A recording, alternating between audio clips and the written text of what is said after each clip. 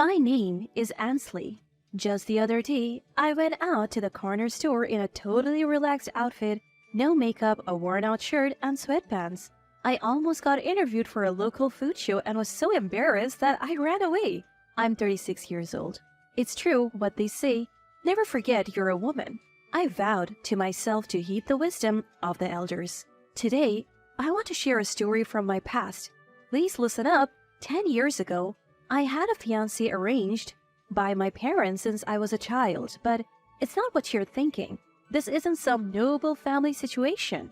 Our parents got drunk one night and just decided, hey, let's have our kids marry each other. Sure, sounds good. Can you believe such a casual promise? Well, it happened. We lived in a neighborhood where CEOs and other high-ranking officials resided. Next door was a president, across the street an officer, and diagonally across, a family that owned land. My dad, who owned several bars, hit it out with the president of a pub chain store who lived next door. They decided our families should unite in marriage. This was a tragedy for me. My fiancé Morris, who was the same age as me, had a terrible personality. We even went to the same elementary school, and no, it wasn't a private school, it was a regular public one. We both moved up from preschool with the same group of friends. Morris and I have that same relationship. We were pretty average despite what people might think of a president's daughter or president's son. Both our families were nouveau riche, not old money. I always thought I should be humble in case our family's fortunes change. In short, they lived humbly in fear of downfall. But Morris thought differently. As a preschooler, he would bring popular toys to school to show off, even getting scolded by the teacher. In elementary school, he would say things like, my family is different from yours, my dad's a president. There were other kids with high-ranking parents, so it wasn't a big deal, but Morris wanted to be seen as better. By the time we were older, if a friend said, I want this new video game, Morris would buy it immediately and show it off. But he wouldn't let his friends actually play it. He would also splurge on snacks and magazines for friends just to show off his wealth. I didn't like that about him. Back then, no one really liked Morris. We all thought he was tacky and just went along with him. When we got to junior high, most of the rich kids went to private schools. So did Morris's friends. Morris, who didn't take the entrance exam, found new friends, or rather targets, to show off his lavish lifestyle. They probably thought they were lucky to have a friend who would buy them stuff. But soon, Morris had a group of hangers-on who were just after his money. Day by day, I grew to dislike Morris even more. I preferred spending my after-school hours gathering at someone's house, sharing snacks we each brought from home and just chatting. I think I was a pretty typical junior high school student. I have never been one to chase the latest trends, unlike Morris, who's always flaunting new stuff. I prefer to stick with what I like. Oddly frugal for someone who grew up in a well-off family, if you ask me. Morris and I never really clicked. Every time we crossed paths, he would go off saying, she's so stingy, she's so stingy. I let him talk, it didn't bother me. To me, Morris was the embarrassing one, flaunting money he didn't even earn as if it were a status symbol. So I made sure to get a recommendation and prepare myself to go to a different high school, one that was more academically rigorous. Morris, on the other hand, tried to get into the same high school as me but failed because he's not academically inclined. He ended up in a local school with a bad reputation. Even in high school, Morris continued to show off his wealth, attracting a crowd of sycophants. I remember spotting him and his entourage at the downtown mall. They were so tacky that I hid to avoid being seen. I wanted nothing to do with Morris. But my younger sister Sophie didn't get the memo. She thought Morris was cool and a bit rebellious, and she admired him. Thanks to that, I've been hearing things like, you're so lucky to be engaged to him, and I don't get what's so great about you, from Sophie since junior high. I didn't choose Morris. If I had a choice, I would pick the simple, earnest son of a lawyer who was in the class next to mine in junior high. I knew this wasn't going well. Sophie's comments were starting to add a layer of tension between Morris and me. If this kept up, our relationship would turn as sour as a durian. I didn't want my relationship with sweet Sophie to become hostile, so I repeatedly asked my dad, who had arranged the engagement, in a drunken stupor to switch me with Sophie. But Dad brushed it off, saying, "It has to be the eldest son and eldest daughter, or it doesn't make sense." I can't blame Dad for being optimistic. To our parents, Morris is a charming but academically challenged guy. Plus, he's not bad looking, so he's popular with the adults. They don't know he's surrounded by gold diggers. To them, he's a beloved son with CEO potential. They're all so blind. Even if he is a bit rebellious, they think, "He's going to be a CEO, so it's okay for boys to be a little bad." so my concerns were dismissed as teenage angst, and the engagement wasn't called off for minor reasons like personality clashes. The marriage decided over drinks was proving much harder to break, and as I expected, as we grew older, Sophie started saying things like, "If I could marry Morris, my life would be so much more exciting. You're the one who gets all the breaks," and she began to express a pessimistic view of her own life. The night I told Dad I want to choose who I marry and got shut down, he kept pestering me asking, "What's the problem?" I knew Sophie felt the frustration of being the second child, unable to inherit anything. I would have gladly given her this arranged marriage if I could. Fast forward a few years, and we both graduated from university. Our parents, drinks in hands, joyfully decided, Now that they have graduated, let's get them married and give them specialized CEO training. Eventually, they'll merge their businesses, double the income. before we knew it, Morris and I were being told when we would be getting married. 2 weeks after graduation, a family reunion was held and our wedding date was announced. I was going to marry a man I had secretly blocked on social media in a year. Is there no way out of this? I wondered. That's when it happened. "Let's hold off on this marriage. I got Sophie pregnant." Morris confessed. "I'm sorry, it was me who initiated it, please. Sis, don't blame him." Sophie added, tears in her eyes. It was like a soap opera. Morris and Sophie were both apologizing profusely. Our parents were shocked, but I was secretly thrilled. It's not Sophie's fault, it's all Ansley's fault." Morris continued, "Don't say any more, Morris. You'll make Sis feel bad." Sophie interjected. What are they talking about? I wondered as our parents stared at me in disbelief. "What's going on, Morris?" Both dads asked. "Ansley has been dating other men while engaged to me, multiple men." Morris claimed. "What?" Our parents looked at me, their faces filled with shock. I was equally stunned. "If I hadn't told Sis she could have a boyfriend, this wouldn't have happened," Sophie said. "It's not Sophie's fault. I found out Ansley had boyfriends and sought comfort from Sophie. It's my fault for being weak." Morris added. "No, it's because I fell for Morris," Sophie said, as they held hands. I sensed the atmosphere turning against me. "Morris tried hard for Sis. He gave her gifts on her birthday and tried to communicate." Sophie continued, the birthday gift. I remember getting one from him in junior high. A used, crumpled tissue. "She's so stingy. You can wash and reuse this," he had said. "Is that what you call communication?" "But I have seen Sis walking with boys downtown and kissing near our house multiple times. I didn't know what to do," Sophie said. "That was you, Morris. I know you dated multiple people in junior high, but it was too late." Our parents were glaring at me, their faces red with anger. They had already decided I was that kind of person. They arranged this marriage and now they're angry that their daughter, though I didn't, had boyfriends and lived freely. They never bothered to ask how I felt or what I thought. I felt a chill settling in my heart. Was I really about to marry for the sake of a family that didn't even believe in me? Sophie's plea came like a final blow.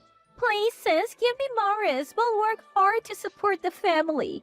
My parents, looking sympathetically at Sophie, turned to me. "Why did you betray Morris, Ansley?"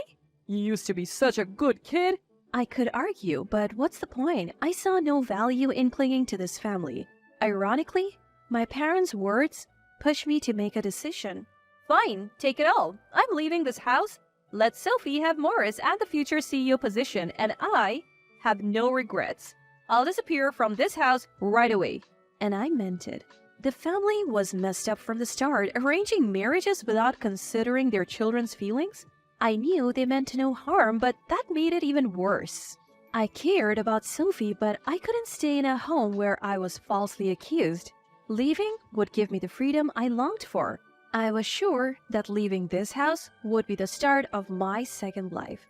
The moment I said I was leaving, my parents tried desperately to stop me. Too late. I took the CEO training they had given me and left. For a while, I stayed with friends and in internet cafes, eventually finding work at a bar with a dormitory. The cocktail making skills I had learned as part of my CEO training came in handy. I quickly found a job and over time built relationships with regular customers. A year later, a turning point came. I ended up marrying a regular customer, Tyron, who was 2 years older than me. But he wasn't just any customer. Tyron was the son of the president of a major pub chain and was effectively running the business as vice president. His chain was on a different scale compared to Morris's family business. If Morris's family is a chain with a few local stores, Tyron's is a chain that operates throughout the United States. Tyron said It would be great to open a chain store bar in the future or turn a corner of a pub into a bar. one of the bars I worked at was one of the bars I visited while studying for my future studies. It seems so. Tyron was impressed with my cocktail making skills, and that led to dating and eventually marriage. About a year into our marriage, I got a call from an old classmate from junior high. Do you know what's happening with your family? I had no idea. During the time when I was afraid of being taken back, I had gathered some information.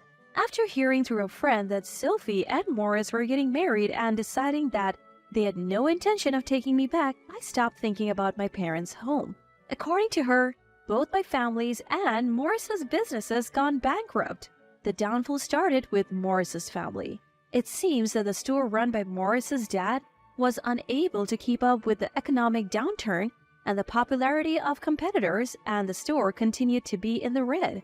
Unable to keep up with the competitors and the recessions, they sought financial help and collaboration from my family. Since Sophie and Morris were married, my family agreed, but the aid was just a drop in the bucket. In the end, neither family could find a way out of their financial troubles. They both continued to accumulate debt until they collapsed together. My family had a few bars, but we weren't a major chain. It was only natural that we wouldn't support another company. Even Tyron didn't know about my dad's business. If it weren't for the family ties, we would have helped them. In other words, Morris's family must have been in dire straits to seek help only from relatives. My family's downfall was due to our alliance with Morris's family. Maybe it was karma. I felt a sense of relief. But the story didn't end there.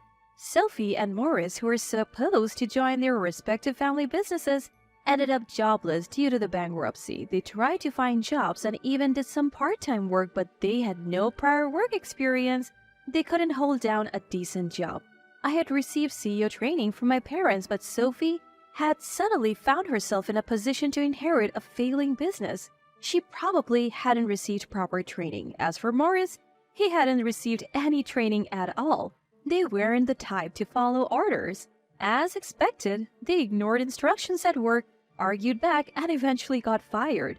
Desperate, Morris's parents used their old connections to find them a job. Now they're both working part-time at a pub, and guess what? It's one of Tyron's pub. Needless to say, I couldn't help but smirk. Later, Tyron and I went to inspect the pub where Sophie and Morris were working.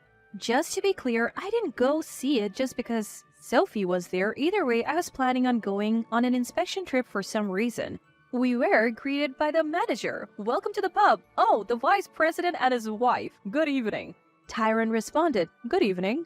And we headed toward the back. One of the staff members looked surprised and said, Ansley? Sophie, who was in the back, also reacted, "Sis?" The other staff members were puzzled. Do you know them?" I chose not to answer and just smiled. After all, I have cut ties with them. We're here for an inspection. We have been receiving numerous complaints about this location," Tyron announced, causing a stir among the staff. Whispers of the "we should fire them" and "but it's nepotism, right?" could be heard. Tyron continued, "Slow service, warm beer, ignoring customers. These complaints are endless. We can't overlook such poor customer service." He scanned the room with a stern look. A far cry from the man who cuddles Disney plush toys at home with a big smile. I almost smiled at the contrast but held it in. Additionally, the manager has reported, discrepancies in the cash register for some time now. Tyrone added. I noticed Morris and Sophie looking down, visibly trembling at the corner of my eye. If anyone comes forward now, we won't involve the police, but if you try to hide it, we'll take appropriate action. Speak now if you're responsible, I said. Morris and Sophie looked down even more, avoiding eye contact.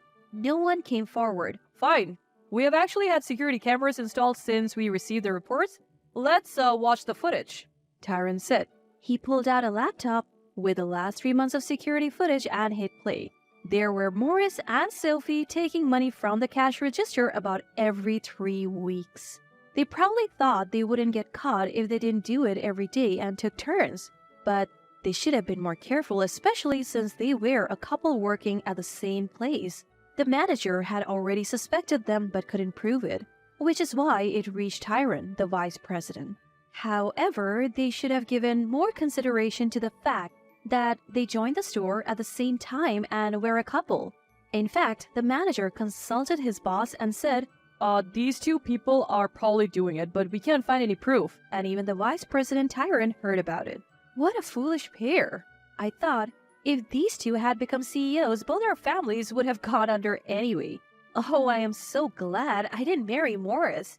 No, you're wrong. We didn't do anything. Believe me, sis, we're sisters by blood, Sophie yelled.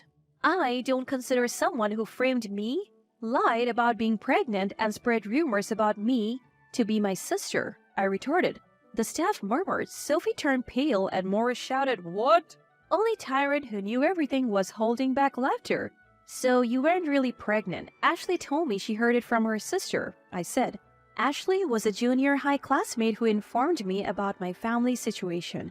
Her sister was good friends with Sophie. Apparently, the kid told Ashley. She said Sophie lied about being pregnant to break off my engagement, I continued. Sophie had indeed lied about being pregnant to tarnish my reputation. Well, I didn't want to marry Morris anyway, and my life turned out better. So all's well that ends well. So all those tears about miscarriage and saying Ansley had a boyfriend were all lies? Morris asked Sophie. I had to. You didn't seem interested in me, Morris. I had to get your attention somehow, Sophie defended. Morris looked like he was about to hit her. You have got to be kidding me. I liked Ansley. If you weren't pregnant, I wouldn't have called off the engagement. Yeah, I knew that. I never liked Morris and I thought our personalities clashed. But in Morris's mind, being mean was a form of affection, an extension of teasing the one you love. My parents knew this and saw Morris as charming, while Sophie, who liked Morris, hated me. So the reason I kept avoiding Morris was that I didn't like him. The more I avoided him, the worse his tendency to be mean to the one he liked got. So it's probably true that Morris was shocked when he heard the lie that I had a boyfriend. Anyway, you two seem to be having fun, but you're both fired as of today. The police are on their way, so just follow their instructions, I said. They cried and yelled, but I moved on without paying them any attention. Wait, Ansley, I love you. Sis, please, not the police. Both of them were pleading, clinging to my feet. No matter how much you say you loved me, I was never interested in a man who believed Sophie's lies without even checking with me. And as for you, Sophie, you're not my sister. Stay away. I'm happily married now. Just serve your time, I said. Realizing they had no way out, they both hung their heads. A smattering of applause rose from the staff. Later, both received a 1-year prison sentence due to the large sum they had stolen. Tyrone shared their information as potential thieves with major affiliated companies.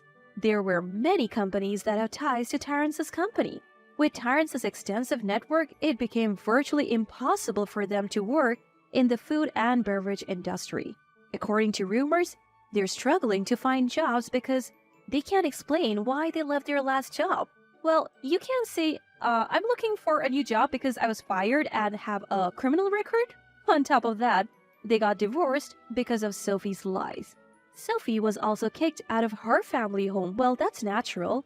As for me, my parents, who now knew everything, apologized and asked me to come back home.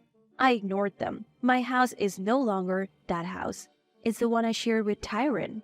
I've cleared my name, and that's all that matters. Now, Tyron and I have a daughter. She's a playful child who says she wants to build a happy home like her parents. Tyron became the president of the company and even achieved his dream of expanding the chain of bars across America. As for the bar, I have been overseeing it since the first location, creating venues and training staff. Thanks to that, business is booming, even outperforming the pub. Tyron jokingly says, I'm scared you'll take over as president. Wouldn't that be nice? I reply, and our home continues to live in peace. Despite all that's happened, I'm incredibly happy to have a family I can trust.